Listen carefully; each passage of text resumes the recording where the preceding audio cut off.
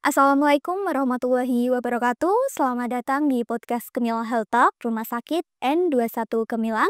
Bersama saya Salma Atabrina sebagai host episode kali ini. Sobat N21, hari ini kita bakal obrolin sesuatu yang sangat ramai banget di timeline, yaitu diet sehat versus diet viral. Nah, kira-kira mana sih yang bikin awet sehat, tapi nggak cuma bikin angka timbangan turun? Ya, kita bahas sama-sama dan pastinya saya tidak sendirian. Sudah hadir bareng kami, Dokter Naizah. Kita sambut sama-sama. Selamat datang, Dok. Hari Mbak. Selamat. Apa ini? Sore ya kalau di sini. Selamat. Gimana kabarnya, Dok? Alhamdulillah baik. Alhamdulillah. Sebelumnya boleh disapa dulu, Dok, Sobat N21 namanya ya. Oke, halo Sobat N21. Perkenalkan nama saya Dr. Nazia Saspita Hining Adila. Terserah sih sebenarnya mau panggil apa, tapi biasanya dipanggil Dr. Nazia. Iya. Iya. Pada podcast kali ini kita akan bahas diet sehat dan diet viral ya, Dok. Nah, kita langsung saja ya, Dok. Oke, siap. Kalau kita buka sosmed, pasti itu sering banget lihat di media sosial ada yang namanya diet tanpa karbo, diet hanya makan buah, sampai yang paling ekstrim itu ada yang katanya bisa turun 5 kilo dalam seminggu, Dok. Itu bener nggak sih, Dok? Jadi sebenarnya kita harus tahu konsep diet itu sendiri ya. Diet itu adalah sebenarnya pengaturan pola makan. Jadi tidak hanya diet itu yang sering digaungkan adalah menurunkan berat badan. Padahal diet itu lebih kompleks daripada itu. Diet bisa jadi untuk menurunkan berat badan, bisa jadi untuk menaikkan berat badan atau untuk sebagai terapi, Mbak. Jadi tidak hanya untuk orang obesitas aja atau kita mau dapat badan yang langsing, dapat yang oke gitu ya. Orang dengan penyakit seperti diabetes, hipertensi atau pasien dengan penyakit jantung itu juga memerlukan diet gitu. Nah, yang sering viral sekarang adalah diet-diet yang untuk menurunkan berat badan rata-rata. Ada juga yang untuk meningkatkan berat badan. Mungkin harfiah seseorang ya ketika dikasih badan yang agak berisi pengennya kurus, tapi ada orang yang kurus pengennya berisi ya gitu ya. Dan banyak juga sekarang suplemen makanan gitu, selain turun juga ada yang harus makan suplemen ini biar naik gitu. Jadi sebenarnya diet itu adalah sebuah pengaturan pola makan yang disesuaikan oleh kebutuhan masing-masing orang. Seperti Jadi intinya diet viral itu kayak tren fashion gitu ya, Dok? Nggak kayak sebentar aja, tapi nggak semua cocok di tubuh kita gitu ya. Oke, jadi diet viral itu banyak yang tadi Mbak Salma sudah bilang ya. Ada satu yang diet tidak makan karbo. Iya. Terus kemudian ada diet yang justru makan sayur aja gitu ya. Sebenarnya dalam diet itu kan kita berhubungan dengan nutrisi. Kita harus tahu nih Mbak, ada namanya nutrisi makro dan nutrisi mikro. Nutrisi makro contohnya adalah protein, karbohidrat, lemak gitu ya. Itu adalah sumber energi kita. Sedangkan nutrisi mikro contohnya adalah vitamin, mineral, itu adalah zat-zat yang digunakan untuk tubuh melakukan metabolisme, untuk melakukan detoksifikasi di sana.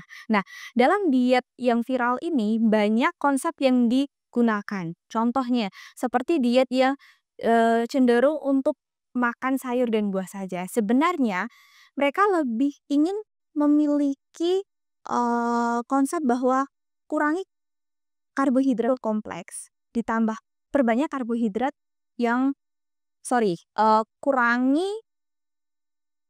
makronutrien dan lebihkan mikronutrien dengan tujuan apa? Untuk biar dia itu lebih cepat kenyang gitu ya. Jadi kalau kita makan sayur, buah itu kan volumenya banyak. Volumenya banyak dan kita rasanya cepet cepet kenyang dan nggak gampang lapar gitu. Oh ya. Nah, tapi ketika kita lebih condong ke banyak yang mikronutrien itu, makronutriennya justru tidak terpenuhi. Nah, itu sebenarnya salah di sana. Bukan berarti tidak sesuai ya, bukan berarti itu tidak bisa diterapkan. Ada beberapa kondisi memang dia perlu, contoh pasien dengan obesitas yang besar sekali dan dia memiliki kebiasaan makan karbohidrat yang banyak banget. Tentunya kita harus seimbangkan dengan dia lebih banyak makan sayur, tapi bukan berarti kita nggak boleh makan yang tadi protein, karbohidrat, dan lemak itu gitu. Ataupun pasien-pasien dengan lebih cenderung untuk makan, kan ada namanya diet Mediterranean gitu ya. Dia cenderung makan ke kacang-kacangan gitu ya, terus makan yogurt gitu. Sebenarnya boleh, tapi intinya adalah kita harus seimbang, harus menyesuaikan kebutuhan, dasar tubuh kita, gitu. Oke. Nah, kalau begitu diet sehat yang benar itu kayak gimana sih, Dok? Oke, jadi satu, diet sehat itu disesuaikan dengan kondisi masing-masing individu. Ketika masing individu itu memiliki suatu masalah kesehatan, kita akan menyesuaikan pola makannya. Kita ambil contoh dengan Mbak Salma nih. Ya, Salma ini kan masih muda, Iya. si cantik ya. Jadi dalam proporsi badannya juga kita lihat ideal gitu. Jadi kita tidak ada kecenderungan untuk menurunkan berat badan, kita menstabilkan berat badan. Iya. Jadi kita harus seimbang nih porsi makannya. Harus ada karbohidrat, protein, mineral, kemudian ada sayur, buah. Kemudian jangan lupa dalam diet itu tidak hanya makan juga, tapi minum juga harus dipenuhi gitu ya. Minum air putih, terus kemudian aktivitas fisik, kemudian olahraga itu adalah bagian yang kompleks dari sebuah diet gitu ya. Beda cerita kalau nanti ada pasien nih dengan 120 kilo Mbak Salma, nggak bisa disamakan, makanannya dengan Mbak Salma. Jadi orang dengan 120 kilo nih, ada, "Dokter saya datang, anak saya atau teman saya ini 120 kilo mau nurunin berat badan," tadi yang ada disinggung Mbak Salma, nurun dalam waktu singkat 5 kilo, nggak bisa. Itu nanti akan ada efek yoyo ya kita kita bilangnya. Ada fase dia cut off banget, makanan dia, dikurangi banget, akhirnya dia bisa turun nih dalam waktu singkat. Tapi apa nih yang turun gitu ya?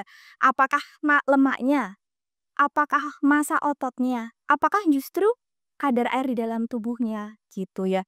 Karena di dalam tubuh itu berat 120 kilo tuh nggak hanya lemak semua, di sana ada, otot, di sana ada air juga, situ ya. Jadi, nggak bisa juga pasien ini biasanya makan 2 piring, Mbak Salma, terus habis itu disuruh cut langsung makan 1 piring, nggak bisa. Jadi, dari pola makan awal kita cut-nya perlahan, gitu ya, cut-nya perlahan, misalnya 10%, kemudian awalnya makannya 1 piring nasinya, kemudian dikurangi jadi 3/4, kemudian, dikurangi jadi setengah. Kenapa seperti itu? Karena diet itu adalah lifestyle ya, bukan sesuatu yang, eee, diterapkan dalam jangka waktu tertentu, terus nanti abis itu bisa balik lagi. Ibaratnya gini, kayak aku mau diet lah, mau apa ya, mau menikah gitu ya. Mungkin ada sobat-sobat di sini yang mau menikah, terus kemudian mau diet. Oke nih diet, mau nikahnya 2 bulan lagi, terus diet ketat gitu. Nah habis diet, oke dapet nih berat badan yang diharapkan. Tapi jenuh dong pasti. Kita sebagai manusia ada hasrat, ada nafsu untuk makan gitu ya, untuk makan yang enak-enak tuh. Nah, lama-lama dia dengan cuma makan rebus-rebusan aja, dan sebenarnya dia juga pengen makanan yang lain. Akhirnya waktu udah selesai selesai menikah nih langsung cheating gitu. Oh iya, Cheating-nya serius, cheating day gitu. Cheating dia langsung makan apa-apa, justru dia akan, balik lagi, bahkan bisa meningkatkan berat badan yang lebih dari sebelumnya gitu ya. Jadi, diet sehat itu adalah diet yang disesuaikan dengan kebutuhan masing-masing orang, tuh. Baik dengan kebutuhan dia mau menurunkan berat badan ataupun meningkatkan berat badan dengan komposisi yang seimbang antara makronutrien dan mikronutrien ya. Dan juga pasien-pasien dengan penyakit tertentu juga ada dietnya. Contoh ya yang kita bahas tadi, yang sering banyak dialami masyarakat Indonesia adalah pasien hipertensi. Pasien hipertensi itu ada diet DAS ya, diet yang rendah garam, gitu. Jadi makanannya nggak bisa disamain sama orang biasa. Biasanya kalau kita garam dari ciki-ciki gitu ya, walaupun kerasnya gurih ya, dia itu banyak kandungan natriumnya. Nah, orang orang dengan hipertensi nggak bisa seperti itu gitu. Orang diabetes harus mengurangi gula. Nah, mengurangi gula bukan berarti dia nggak boleh makan gula, enggak. Tetap perlu gula. Jadi, Tuhan itu menciptakan banyak makanan di dunia ini. Kita harus bijak dalam memilihnya. Milih sesuai dengan kebutuhan Mas Dias. Oke, berarti diet sehat itu bukan tentang makan ini, makan itu, pantang ini, pantang itu, tapi lebih memperhatikan gaya hidup juga ya, tuh, sembari. Nah, kalau dibandingin nih dok, diet viral itu bisa bikin cepat turun badan, tapi ada dampak panjangnya nggak ya? Atau jangka panjangnya? Oke kan ya? Oke, iya. Jadi sebenarnya ada beberapa diet yang memang seperti, intermittent fasting ya. Ada intermittent fasting, ada diet keto, ada diet yang macam-macam lah ya. Kita diet vegetable, vegetarian gitu. Nah, dia tergantung target ya, Mbak. Misal tadi nih di seorang yang, kita kalau ngomong viral kan biasanya yang banyak yang untuk menurunkan berat badan. Iya. Itu. Jadi kalau misal tadi kita ambil kasus 120 kilo nih, 120 kilo mau turun berat badan dan dia, dalam jangka waktu tertentu, pasti ada target gitu ya. Tapi ketika dia sudah diturunkan, diturunkan atau mencapai target itu, dia juga harus bisa mempertahankannya ya. Jadi dietnya harus tetap kontinus, Konsisten gitu. konsisten. Oleh karena itu kita perlu diet yang seimbang gitu ya. Nggak bisa kita cut cuma satu, dia nggak boleh makan karbo nih. Dia nggak makan karbo, terus dibawa, terus dia dalam jangka waktu selamanya dia nggak makan nasi, dia nggak makan yang lain-lainnya gitu. Nggak bisa juga gitu ya. Jadinya tetap harus seimbang. Mungkin bukan berarti saya bilang, diet vegetable itu salah, diet keto itu salah. Itu memiliki tujuannya masing-masing. Diet keto ini dia fungsinya dia tidak makan karbohidrat ya. Dia biar tubuh kita, mengalami metabolisme gitu ya. Metabolisme yang sehingga memecah lemak gitu. Nah, itu bisa diterapkan tapi tidak untuk selamanya gitu ya. Nah, ketika dia targetnya sudah tercapai, misal dia targetnya menjadi berat badan ideal gitu. Ya dia harus diperubah pola makan seperti pola makan, yang seimbang tadi gitu ya. Jadi konsepnya sih tetap tetap, sesuai kebutuhan. Kalau memang dia kurang sayur kita bisa diet tinggi sayur gitu ya. Orang-orang seperti orang-orang dengan penyakit jantung itu kita perlu tinggi serat, kita harus perbanyak sayur, tapi bukan berarti menghilangkan salah satu komposisi gitu. Boleh, tapi tidak untuk menghilangkan komposisi lainnya dan ketika sudah tercapai, targetnya kita harus kembali lagi ke pola diet yang seimbang tadi, seperti Oke. Nah, biar pendengar, Gemil Health Talk atau Sobat N21 nggak bingung, Dokter Naiza boleh dong kasih tips singkat gimana caranya mulai diet sehat yang benar? Buat Sobat N21 ya. Oke, jadi Sobat N21, yang pertama kalian harus mengenali apa kebutuhan diri kalian. Satu, kita lihat dari komposisi tubuh. Komposisi tubuh itu sesimpel kita tahu tinggi badan kita dan tahu berat badan kita. Ada yang namanya indeks massa tubuh. Jadi, kita hitung indeks massa tubuh harus tidak boleh kurang dan tidak boleh lebih sekitar 18 sampai 23. 23 itu udah maksimal mentok di atas ya.